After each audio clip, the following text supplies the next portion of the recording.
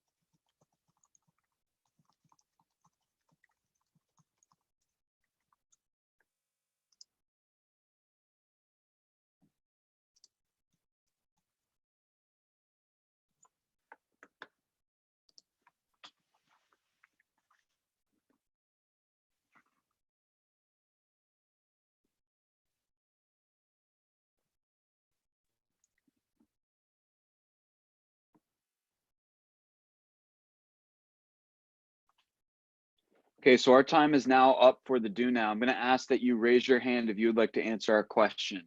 If you were an immigrant during the 1880s to 1890s, what emotions would you be experiencing in coming to America?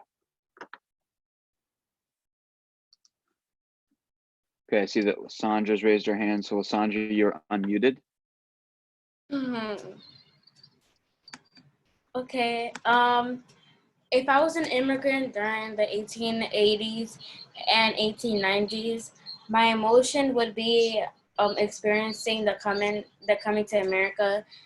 I would be very happy, but I would also be devastated because of the conditions that I would be in traveling to America or whatever place I was in first.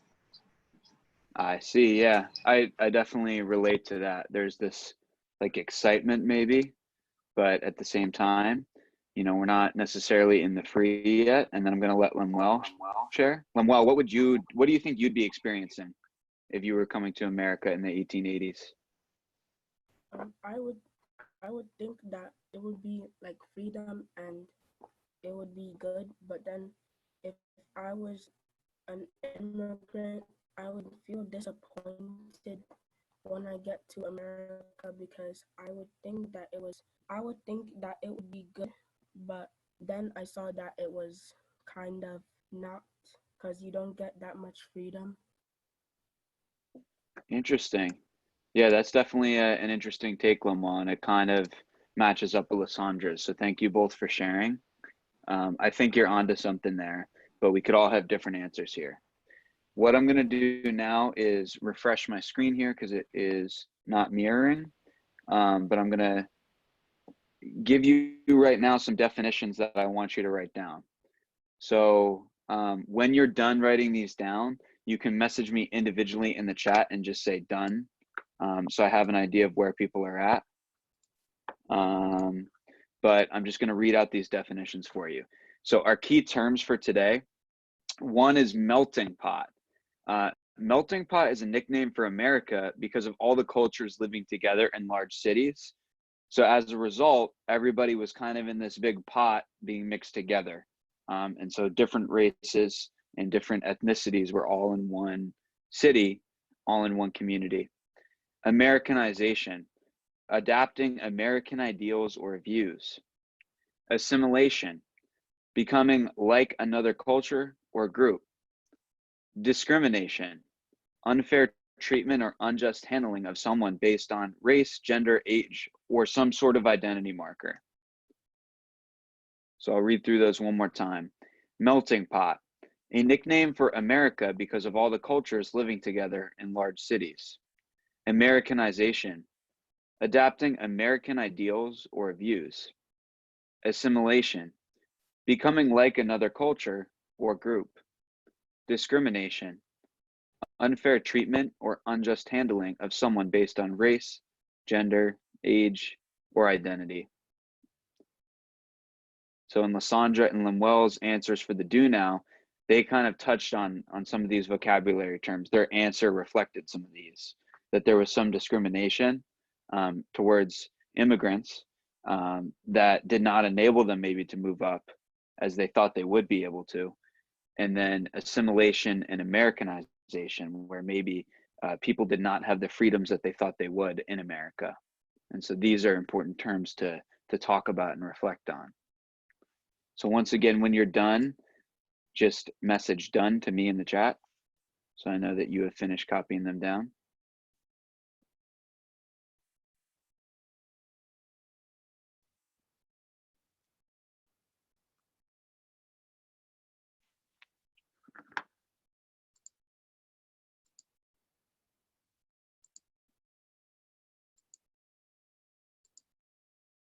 So since a lot of us are still writing, I'll read it through one more time. Okay, thank you. Thank you, Anthony. So here is, and thank you, Jessica. One more time, and then we're gonna move on because I have a couple people that have finished already. Melting pot is a nickname for America because of all the cultures living together in large cities. Americanization is the adapting of American ideals and views. Assimilation is becoming like another culture or group. And discrimination is unfair treatment or unjust handling of someone based on race, gender, age, or identity. Yes, that's fine, Esther. You can take notes in whatever way you feel appropriate, and welcome Quincy. Quincy, we are on lesson 5 of unit 7, the Chinese Exclusion Act. Today we're gonna focus on melting pot, what that term really means in action here, and we're gonna talk about how certain immigrants were treated unfairly, namely Chinese people, because of the Chinese Exclusion Act. So to get into class here, what I want us to do is turn to your text that says melting pot, and then we're going to set up today what we're working on. So today we are working on a close reading, and in order to do that, I want to just outline quickly the process and product. I'd have you do this. Some of you are very good at thinking about what we need to do during the process, but I want to keep us moving here because we spent a little bit of time on the notes and do now. So a process for a close reading, some of the things that you're going to need to be doing are analyzing the structure. You're going to answer summative questions. That just means questions that assess whether you know what happened or not. You might annotate.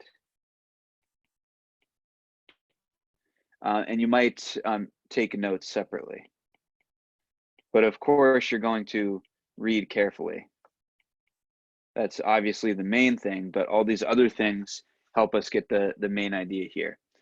So this text is called The Melting Pot.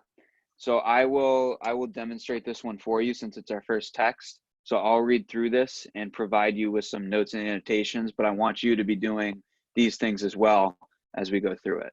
The Melting Pot. In 1909, a British author named Israel Zangwill wrote a play called The Melting Pot about the immigrant experience in the United States. At one point, as though welcoming new arrivals to America, Zangwill has one of his characters say, "America is God's crucible. the great melting pot where all the races of Europe are melting and reforming. Here you stand, good folk, think I, when I see you at Ellis Island.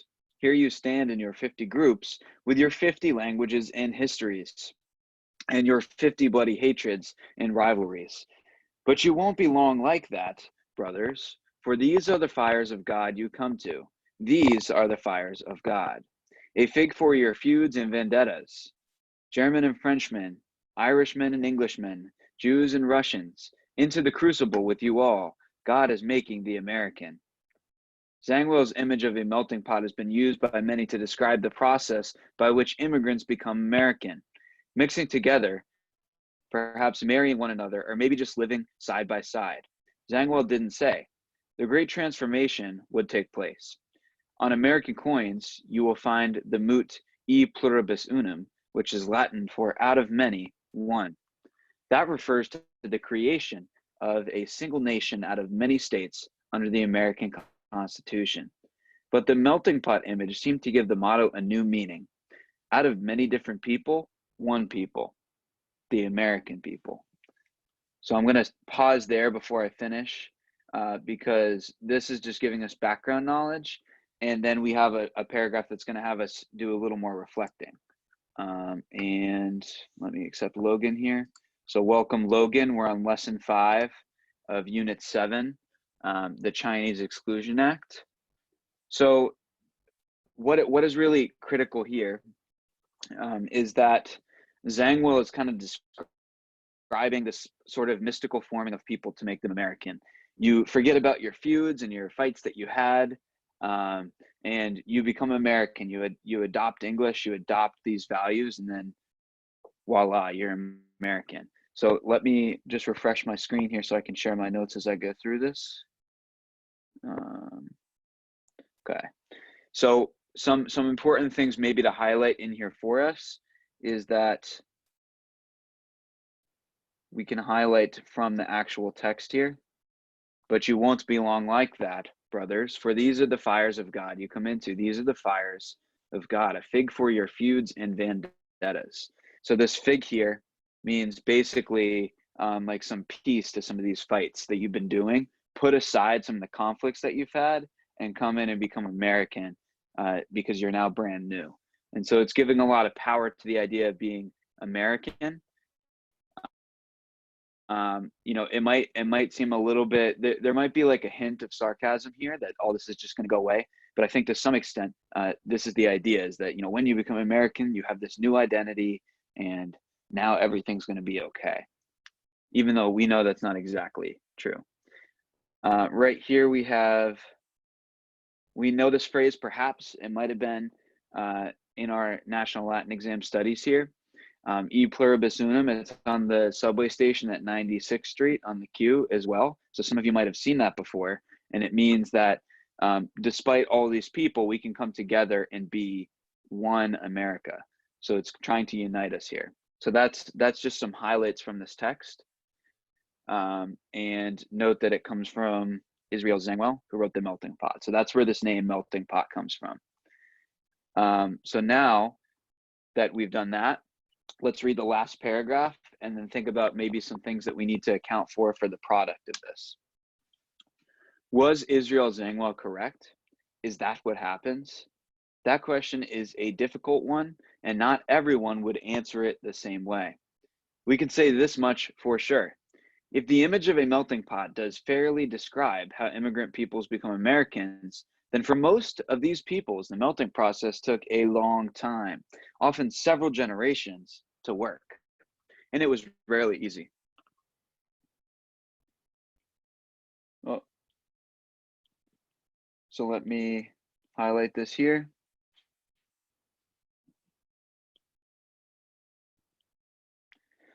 And then maybe it is important maybe just to star this, and it was rarely easy. We know that there are a lot of difficult things that we have to do in life nowadays, but imagine kind of the stress of coming to a new country and trying to figure that all out as well. It's obviously very stressful, and you have to adapt English as a new language, and also really, you know, adjust to American culture. So this is the thing that we have to decide about this, is this actually true? Do we think that America was actually a melting pot, or that it was possible to become Americanized but still keep who you are as an individual? So now that we've read through that text completely, just be thinking about that question. Was Israel Zangwill correct? So I'm going to circle that and star that here, maybe draw an arrow here, because that's the question you need to be thinking about as we go through this. Now we've done a little bit of the process here. We've annotated, we've jotted a little bit of notes probably by now. I put some highlights up for you. And now that we've read through it carefully, Elijah, welcome. Make sure that you're on time in the future. We're on lesson 5, Chinese Exclusion Act. Now we need to think about the product of this, which is, what are we actually doing with this? So in a close reading, what we're going to be doing today, and let me flip here in the packet so you can see this as well. We are going to be doing some synthetic writing. So our product is going to be a writing piece, and we're going to do a little bit of sharing. So we have our summative questions here, and we also have our main thing, which is the synthetic writing. Our product also might be sharing verbally our work / answer to important questions.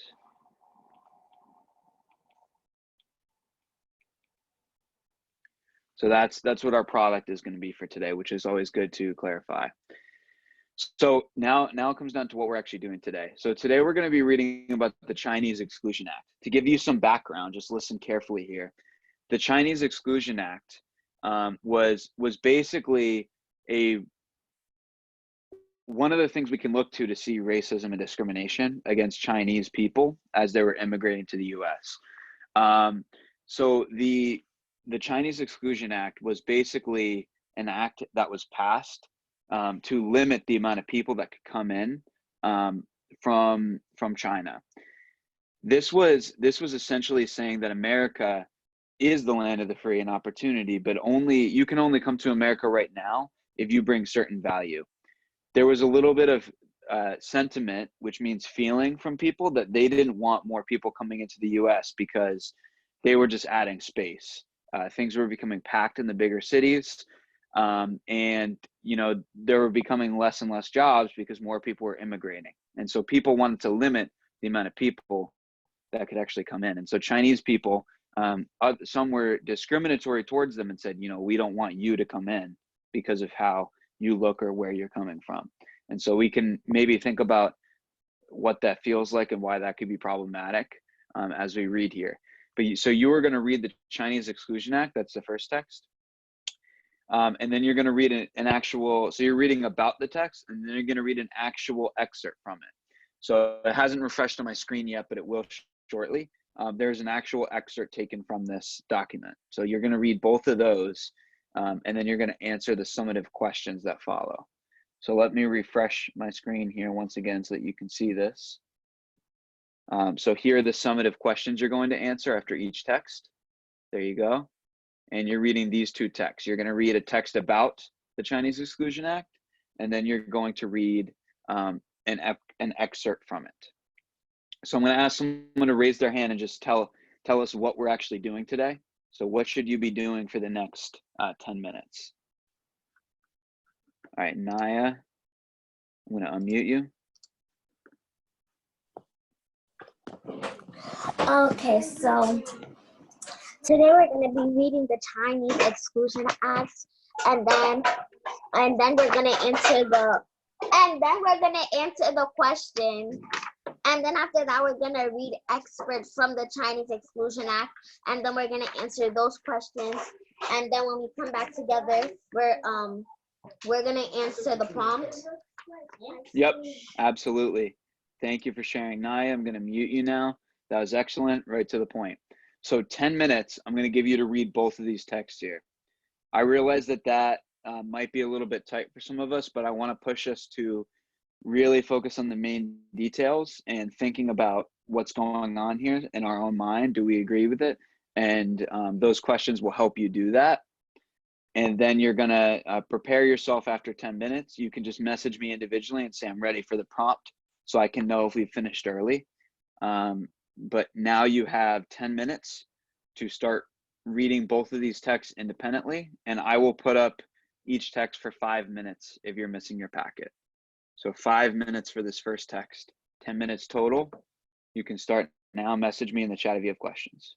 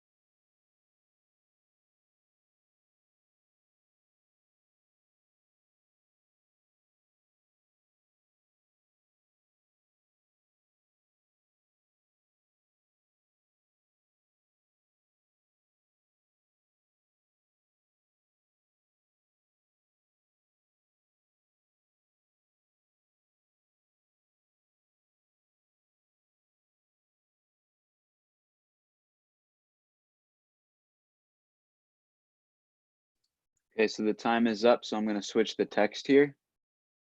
It's a little bit shorter, so let's just take 3 minutes to finish up our work on this text here, and I'll zoom in so you can read the actual text here. So 3 minutes, and then we're going to head into our synthetic writing product.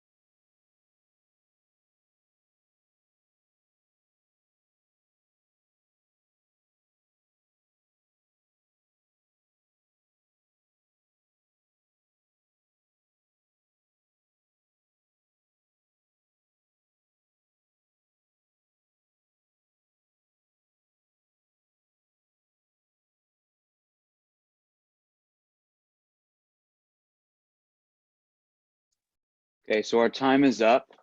On the process here of reading through these, you had just about 10 minutes to read through both texts and answer the questions. Let's head to our final thing here, which is going to be the product of synthetic writing.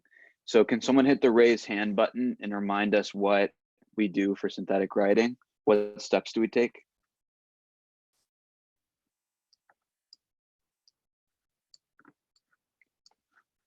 Thank you, and Naya, I'm going to unmute you. So we usually use the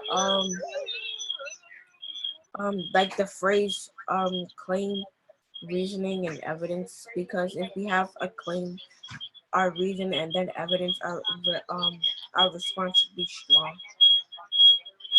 Yes, thank you for sharing, Anaya. I appreciate that. That's exactly what we want to do here. So I appreciate you reminding us. We have our CRE, we have claim, we have reason, and we have evidence. Whenever you make an argument, you should have these in there. The claim is going to be your assertion. So I think that blank. Your reason is going to say, is going to be because. And then your evidence is Your evidence, you could say in a variety of ways. I think an easy way to say it is the text says blank, which means, etc. So that's how we can do this in a proper, very formulaic way. You are going to take the next 4 minutes here, and you're going to do your first response. So in 4 minutes, think about how you can respond to the following prompt. Your prompt is, how does the Chinese Exclusion Act run counter to the concept of America as a melting pot? Explain your answer with evidence. So we are going to take 4 minutes to do that. And I think we'll have people share out at the end, maybe instead of a second response, since it's going to be difficult to give feedback here.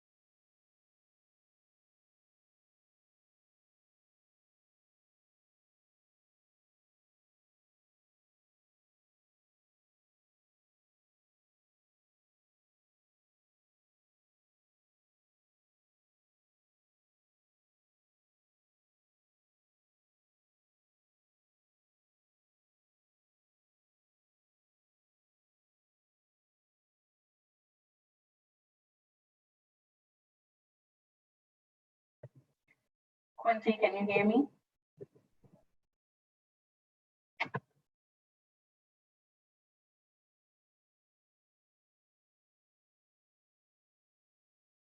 Great. Can you just try to keep it on camera so that we know that you're there? If you're not, if we don't see you or physically hear you, we're gonna assume that you're not there.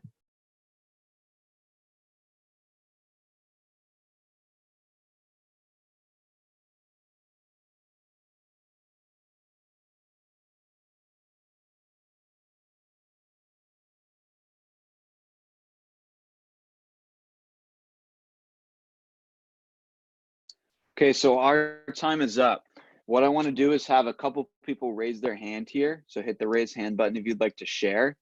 Once you do that, I will call on you and you can basically share out your answer here for your first response. So hit the raise hand button. Synovia, thank you for your participation. I'm going to unmute you. Okay. Basically, in America, the melting pot was supposed to be a nickname for them because they used to mix cultures, religions, and hopes that people had because they came to America in the first place. But by enlisting the Chinese Exclusion Act, it's like it's not even mixing cultures, it's actually doing the opposite. And it's being very hypocritical because they're saying that they're going to do one thing, but they're actually doing another, and discriminating and excluding Chinese people from even trying to come over to America so they can have better chances at life. But America doesn't want to give that to them. Yeah, thank you for sharing your perspective, Synovia. I happen to agree with a lot of those points. I'm going to pass it over to Adelaide and then Kiara. Okay, so the Chinese Exclusion Act, it showed that America was a melting pot because it showed how diverse America was. Because it was really diverse, a lot of people from different countries were coming to America really quickly and taking their jobs.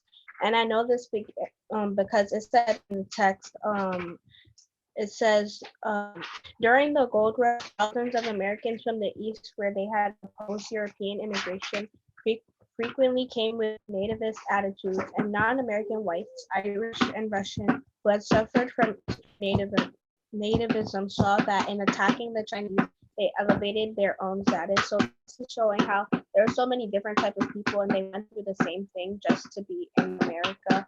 And yeah. Yes, thank you, Adelaide, for sharing. Kiara, I would like to have you share. So if you could just concisely share what you had down, I'm going to unmute you. The Chinese Exclusion Act runs counter to the concept of America as a melting pot by describing how the Chinese people couldn't go to the United States, but a melting pot allowed all races to come. So I think this because the United States allowed many people to immigrate to the United States, but not the Chinese people. So it doesn't really show how America is a melting pot yet. Yep. Thank you for sharing, Kiara. This question says, how does? I think that you could attempt to voice some sort of disagreement with the question here, but I hope that it made you think about the fact that America was claiming to be very open and give many people opportunities, but it didn't seem to be the case here with the Chinese, at least in this period of history. So that is a very interesting thing to focus on. For homework, and I'm going to quickly mirror my screen and then pass it off to Miss Scylla here. So if you look on the 6th grade history folder here, I'm going to share my browser with you. Okay, maybe I'm not. Let's see. So on the 6th grade history folder, you're going to complete the homework that says March 31st March 30th, Chinese Exclusion Act. So it's right here, and that's going to be your homework for tonight. That's all for me. So I'm going to say have a good afternoon